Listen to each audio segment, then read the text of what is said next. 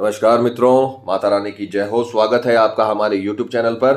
मित्रों, आज हम आपको बताएंगे कि निर्जला एकादशी आने वाली है, उस पर आप किस प्रकार से वशीकरण की पूजा कर सकते हो।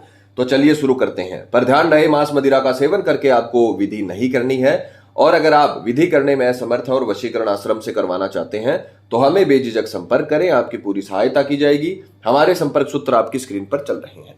मित्रों, आज जो हम आपको विधि बताने जा रहे हैं वो बहुत ही ताकतवर विधि है। तय मुहूर्त पे जो विधियां होती हैं वो बहुत ही ताकतवर होती है। उन पर आप कोई भी अच्छे मुहूर्त में अगर वशीकरण करते हो तो उससे 10 गुना ज्यादा प्रभाव मिलता है। निर्जला एकादशी सभी एकादशियों में सबसे बड़ी होती है और इस दिन अगर आप कोई भी पूजा करते हो उसका कई गुना ज्यादा इफेक्ट आपको मिलता है।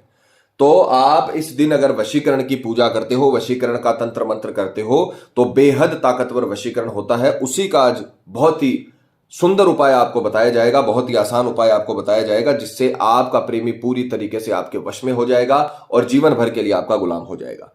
तो आपको जो मुहूर्त बता रहे हैं उस मुहूर्त पे जैसे बताया है उस प्रकार से करना है। गारंटी है हमारी वशीकरण होकर रहेगा, जीवन भर के लिए आपका प्रेमी आपका गुलाम बन के रहेगा। सामग्री जिस प्रकार से आप स्क्रीन पर देख पा रहे हो, आपको अपनी लंबाई के बराबर मोली लेनी है। जो ये कलावा होता है, जिसे रक्षा सूत्र भी बोला जाता है, इसे आपको अपने लंबाई के बराबर, 5 फुट है तो 5 फुट, 5.5 फुट है तो 5.5 फुट, 6 फुट है तो 6 फुट, जितनी आपकी हाइट है उस हाइट के अकॉर्डिंग आपको इस मोली के धागे को लेना है और सामने वाले की फोटो लेनी है। 2 प्रकार की सामग्री आपको लेनी है। विधि का समय रहेगा पूरे दिन में, शुक्रवार में कभी भी ये विधि आरंभ कर सकते हो। दिन में आपको ये विधि करनी है स्नान आदि से निवृत्त होकर। 10 से 12 के बीच में आप कर लेना, बहुत ही अच्छा समय रहेगा स्नान आदि से निवृत्त हो जाना। और जैसे हमने बताया है वैसे करना है। तो आपको सर्वप्रथम 10 बजे स्नान आदि से निवृत्त होकर इस फोटो को जलाकर इसकी राख अपने जो मोली आपने ली है उसके ऊपर अच्छे से लगानी है। इस प्रकार से आपको फोटो को जलाना है और उसकी जो राख बनेगी उसे आपको इस मोली पर अच्छे तरीके से मल लेना है। जितनी पूरी आपने राख बनाई है उतनी आपको इस पर लगा देना है। अच्छे तरीके से पूरी राख का इस्तेमाल कर लेना है और अच्छे से आपको तस्वीर को जलाना है। इस प्रकार से जितनी भी राख आपने बनाई है उसे आपको मौली पर अच्छे तरीके से लगा देना है। और अब आपको उसी समय जैसे ये राख लग जाए उसके बाद आपको किसी भी भगवान विष्णु के मंदिर में आपको जाना है या भगवान श्री कृष्ण के मंदिर में आपको जाना है और वहां जाकर इसे आपको अपने सीधे हाथ में रखकर इसे अभिमंत्रित करना। ध्यान रखना, भगवान श्री विष्णु या फिर भगवान श्री कृष्ण के मंदिर में या राधा कृष्ण या विष्णु लक्ष्मी के मंदिर में जाकर ही आपको इसे अभिमंत्रित करना है और किसी मंदिर में मत जाना, वहां पर जाकर अभिमंत्रित मत करना। तो जो मंदिर आपको बताए हैं वहां पर जाकर आपको मंत्र आरंभ करना है। सीधे हाथ में इसे रख लेना है और रखने के पश्चात आपको मंत्र बोलना है, सर्ववश्यमान नमो नमः, सर्ववश्यमान नमो नमः, सर्ववश्यमान नमो नमः, सर्ववश्यमान नमो नमः, सर्ववश्यमान नमो नमः। यह मंत्र आपको अच्छे से रटना है और 251 बार इसका जाप करना है। आप माला की सहायता से कर सकते हो या अंगुलियों पर गिनकर कर सकते हो। किसी भी प्रकार से आपको 251 बार वहां मंदिर प्रांगण में बैठकर आपको इसे अभिमंत्रित करना है सर्ववश्यमान नमो नमः मंत्र से। सर्ववश्यमान नमो नमः इस मंत्र से 251 बार अभिमंत्रित करने के बाद इसे आपको वहीं पर मंदिर में, चाहे जो गेट होता है, चाहे जो रेलिंग होती है मंदिर में, या फिर जहां पर रक्षा सूत्र बांधा जाता है वहां पर आपको इसे बांध देना है।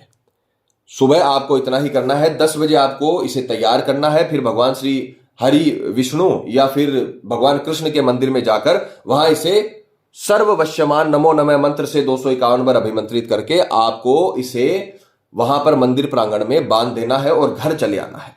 इसे पूरे दिन वही बंधा रहने देना आपको उसी मंदिर में। और फिर शाम को 7 बजे स्नान आदि से निवृत्त होकर 7 से 8 के बीच आपको वापस उसी मंदिर में जाकर इसे वहां से खोलकर अपने सीधे हाथ की कलाई पर बांध लेना है। महिला हो या पुरुष हो, सीधे हाथ की कलाई पर इस रक्षा सूत्र को बांध लेना और इतना करने के बाद आपका काम खत्म हो जाएगा।